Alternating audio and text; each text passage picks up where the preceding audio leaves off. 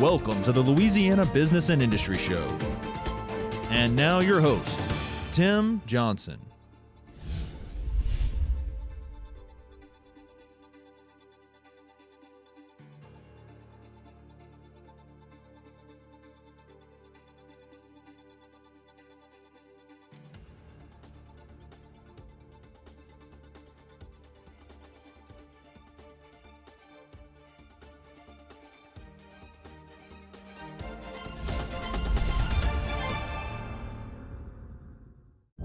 Since 1919, we've designed and constructed hundreds of industrial plants, roads, ships, dams, and executed some of the most complex jobs in the world. In fact, our quality and dependability are legendary. Today, the legend continues as Brown & Root delivers engineering, construction, maintenance, and industrial specialty services throughout the U.S. and the world from our headquarters here in Louisiana. We are Brown & Root.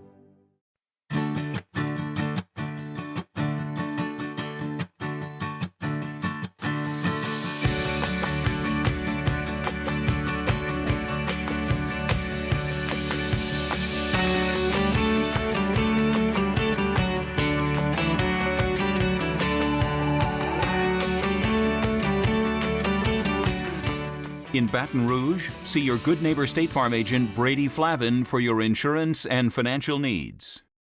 For over a quarter century, Kelly's has operated with honesty, integrity, and above all, safety. Kelly's features a fleet of quality equipment operated by dedicated, safety-minded employees skilled in land clearing, above-ground right-of-way maintenance, vegetation control, station yard and manned facility maintenance, above-ground pipeline support, and more. Kelly's Industrial Services, where pipeline right-of-way maintenance gets done right.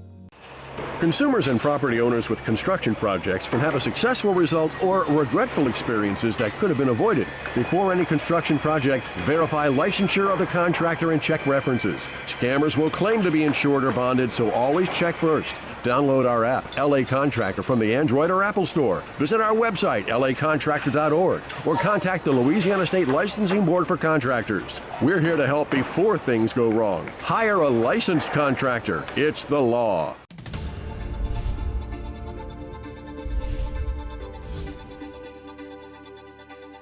Welcome back to the Louisiana Business and Industry Show. Very pleased to welcome to the show Scott Kirkpatrick. He is the Executive Director of Capital Region Industry for Sustainable Infrastructure Solutions, CRISIS. That's a mouthful. Scott, welcome. Well, thank you. Thanks for having me. Glad you're here. We're going to talk about the mission and the purpose of CRISIS a little bit later. And we know intuitively, if we drive in this region, how bad the traffic is. But let's talk about it statistically and from a ranking standpoint, because neither of those is good. How bad is the traffic from those objective standards? Yeah, well, there's a reason we have the word crisis. Right. It's because it is really bad. We have the third worst congestion of any mid-sized city in America. And as I tell people that, certainly they feel that every day. The statistics back it up. About 42 hours of delay on average each of us in the Capital Region spends in congestion each year. So that's a real challenge. If you think about it from that perspective and those statistics, over a week's worth of work in our life we spend in congestion. And so from a productivity standpoint, from a quality of life standpoint, from a family standpoint, all of those are really bad. And you say, third worst, most people who are sitting in it might argue that it could not, we certainly don't want to be in number one or number two, but let's talk about how we've gotten here. Why has it gotten to this point? We haven't come together as a region like we need to behind some solutions. Mm-hmm. Those regions in the state that have gotten behind some key, critical, large projects have been able to advance those over time. And if you look at the history in Baton Rouge, we have a history of not rallying behind key projects, whether it be a south loop or a north loop or a bump or even just some simple widening of the I-10 corridor around the bridge. So that's a key history. The second thing I'd say is overall in the state, we don't fund infrastructure like we need to. So there are a number of areas in the state, most notably the capital region, but a number of areas in the state that are struggling to provide the infrastructure for their people they need to. I think a couple of things there. Number one, I think the total infrastructure maintenance and repair backlog is somewhere north of $12 billion now, which is critical. I also heard Congressman Garrett Graves make the point that you just made, is that when the TIME program, which is this dedicated gas tax that is supposed to go to infrastructure improvements, was rolled out 25 years ago or more, that the capital region, as you said, has had a hard time coming together to support projects, and the various parishes typically fight over that funding and where those dollars might go, and so we haven't been able to solve some of these big projects. Now, you mentioned statistically how bad it is. It has a huge economic impact on us as well. Talk about that a little bit. Absolutely, and I tell you, crisis is made up of the business industry that's gotten to the point where they're seeing it not only impact their employees who are trying to get to and from work, it's impacting customers who are trying to get to and from these business locations, and product. As products trying to move around, we got to keep in mind we've got a tremendous manufacturing base here in the capital region. So how we move freight around is tremendously important. Well, if you think about the traffic delays, for instance, on Louisiana Highway 1 on the west side of the river, and you think about Dow and Shintech and Axial and a lot of those businesses that are on that side of the river, Placid Refining, Criterion, we know about the congestion that we see every day in terms of how their employees get in and out of those facilities, but it really does impact their products as much as it does the employees. And that is critical when you think about, getting those products to their customers in a timely fashion. They're bottlenecked right from the start as they leave their facilities. Right, and when you look, and those companies look at expansions or new companies look to come here, they're looking at what assets this region brings to the table. And we're very strong when it comes to the river and the logistical advantage that gives us. We're very strong when it comes to rail and the advantage that gives us. But the roads have not kept up with that kind of advantage, if you will, and we've really got to change that if we're going to grow into the future. And as industry tries to grow, it obviously is critical. You and I were talking before we started taping today that I had a conversation earlier this week with a business owner in Port Allen, whose business is off of Highway 1, and he just said, quite frankly, I don't hire anybody if they live in Baton Rouge because I can't keep them. They will be frustrated within their first week of working here just trying to get to and from my offices and my facilities. And so, this impact goes far beyond what we may think about just on the surface. It's pretty deep. So let's start talking about crisis, Capital Region Industry for Sustainable Infrastructure Solutions. And you're correct, it is aptly named. This is a crisis, and it's good to see the business community beginning to engage in a way that they had not before because it's so critical to them. Tell us about crisis. Whose idea was it? How did it get started? Who's involved in the organization, and what's the mission and purpose? We've got a little less than 2 minutes in this segment, so we may have to carry some of it over. Sure. So what we found was Baton Rouge Area Chamber, Greater Baton Rouge Industrial Alliance, and CPEX, several key organizations in the region were all looking to tackle this transportation problem and certainly frustrated by the challenges and the lack of progress. And they all decided to come together under kind of the crisis umbrella to kind of drive solutions forward. And so that's the genesis of it. We're able to have a kind of a common a brand and a common outreach to the public and to elected officials through crisis. And so we're thrilled that we have a leadership team composed of employers and leaders from the 5 parish area around Baton Rouge. And that's really important because in the past at times we've struggled to get the whole region united behind projects, as we mentioned earlier. So we've really been intentional about getting leaders from each of the 5 parishes so that as we talk about priorities, we can make sure everybody's interests are factored in. Right, and that we come together to support projects that will objectively and statistically make a difference, and I think that's critical. We're going to take a break. We come back, I want to focus on the work that you're doing, what you've been focused on, this report that you've recently released, because you want to base your analysis on real statistics, and I think that's very interesting. We're visiting with Scott Kirkpatrick. He is the Executive Director of Capital Region Industry for Sustainable Infrastructure Solutions, Crisis. And you're watching the Louisiana Business and Industry Show.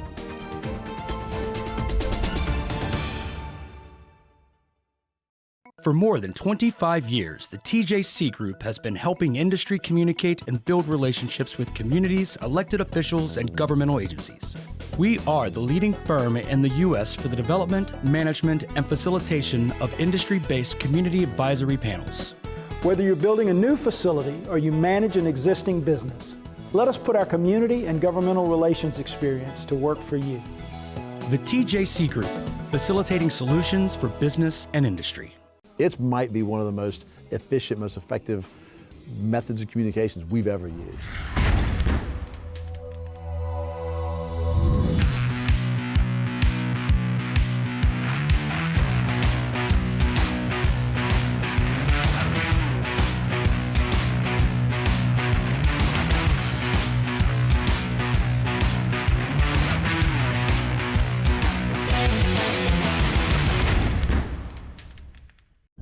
Since 1919, we've designed and constructed hundreds of industrial plants, roads, ships, dams, and executed some of the most complex jobs in the world. In fact, our quality and dependability are legendary. Today, the legend continues as Brown & Root delivers engineering, construction, maintenance, and industrial specialty services throughout the U.S. and the world from our headquarters here in Louisiana. We are Brown & Root. What if I said that the American dream is alive and well, and that it exists for anyone willing to build it? That the power of a nation does not reside in its monuments, but in the hearts and minds of those who built them, and that the country's greatest heroes also wear hard hats. In today's America, it's not enough to dream about the future. You have to build it. Build your future at byf.org.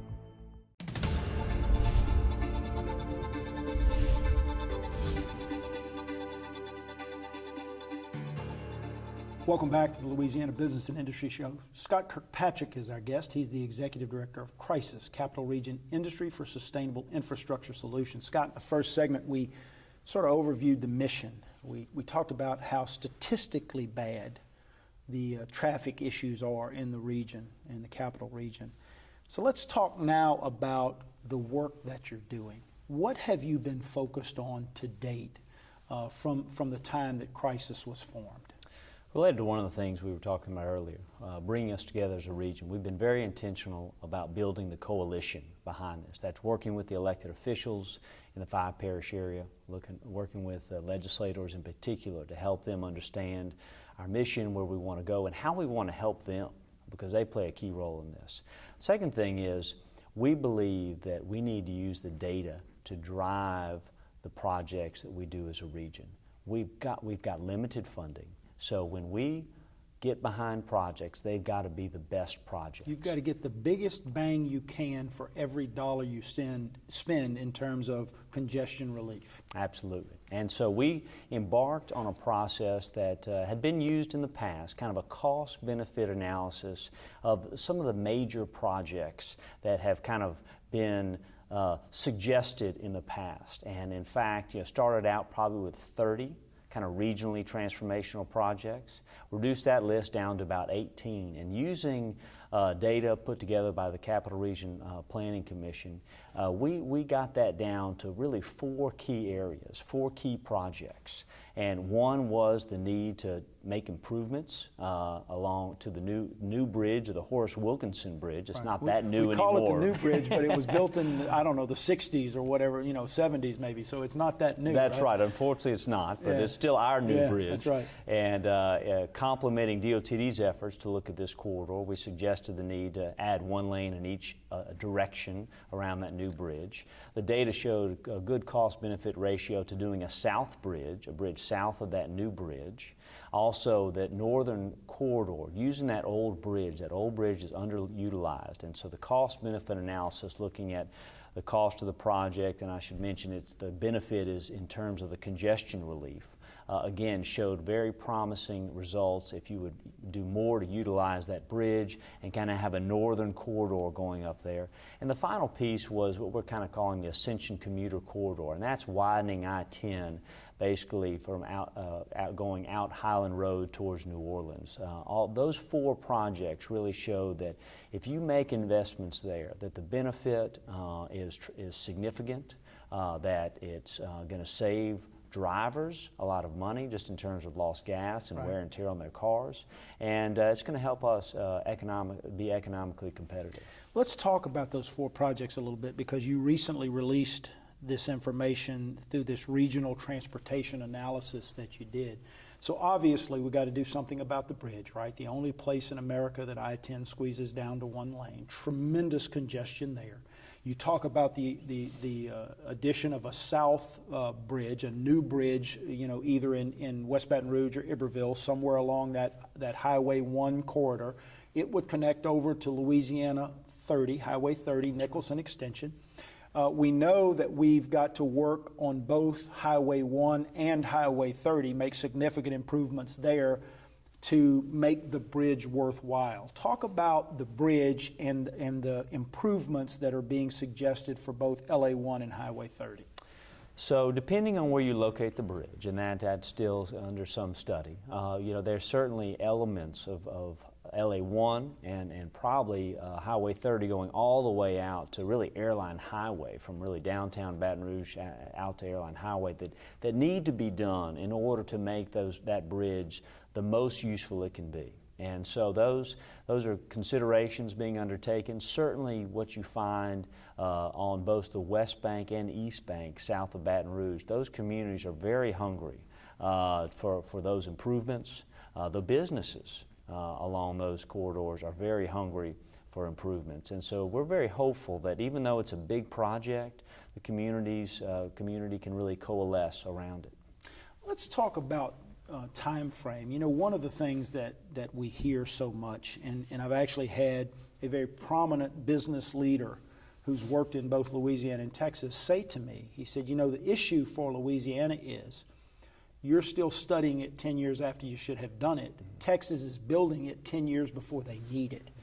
So in terms of realization of these projects, what kind of time frames are we looking at here, best case scenario? Sure. So we've certainly dug ourselves a deep hole. You would hope that we could have the plans ready and maybe be ready to go with the funding. Yeah. We're not necessarily that far along in many cases. But I do think what we've heard is that things like particularly adding 1 lane in each direction to I-10, if we had that money today, could do that in 5 or 6 years. Even a new bridge, if you've got that money ready and allocated, you can do that in 5 to 10 years. And so I'd say this, it's important to begin the clock on those things, and that's one thing we're committed to. It's also equally important, this is one element we're working on, is providing those short to medium term solutions that allow us to have some relief in the near term. And that's looking at innovative things like transportation demand management and ITS services and things we can do to help provide some relief as we try to get some of those larger projects on the ground. Got about 30 seconds left. You talked about the leadership in crisis. You've guys like Tom Urett, BASF, John Pasillo, Mexican Fluor, industry leaders who are really leading this effort. Talk about in 15 or 20 seconds how critical it is to have those guys in their leadership. Well, they're impressive in their own right. They're certainly reaching out to their communities, helping bring their leaders in their area to the table, and they also bring a very unique and powerful business perspective to this effort. So I think the combination of that really has helped us, and it's tremendous to have such community leaders a part of what we do. Take a break. We come back, we're going to talk about the legislature, the funding, and where we go from here. We're visiting with Scott Kirkpatrick. He's the Executive Director of Crisis, and you're watching the Louisiana Business and Industry Show.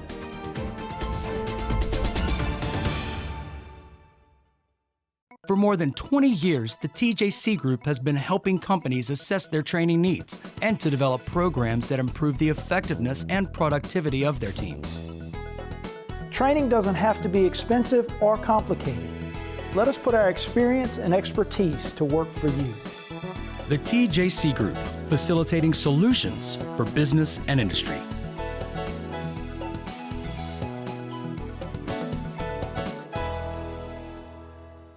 It might be one of the most efficient, most effective methods of communications we've ever used.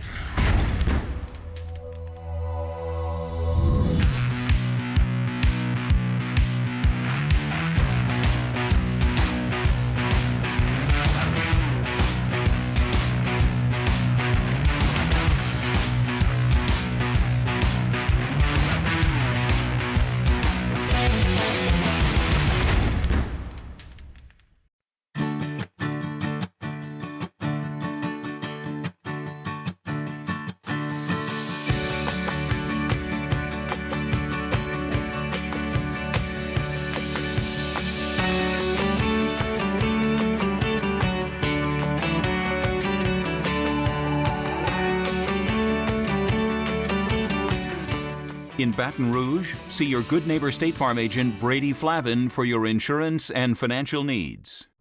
What if I said that whatever good things you build you? And that in this economy, sweat never loses its value? What if I said that there isn't a challenge in the world too great for a craft professional with the right tools? And that the steps that lead from where you are to where you want to be can only be built by you. Build your future at byf.org.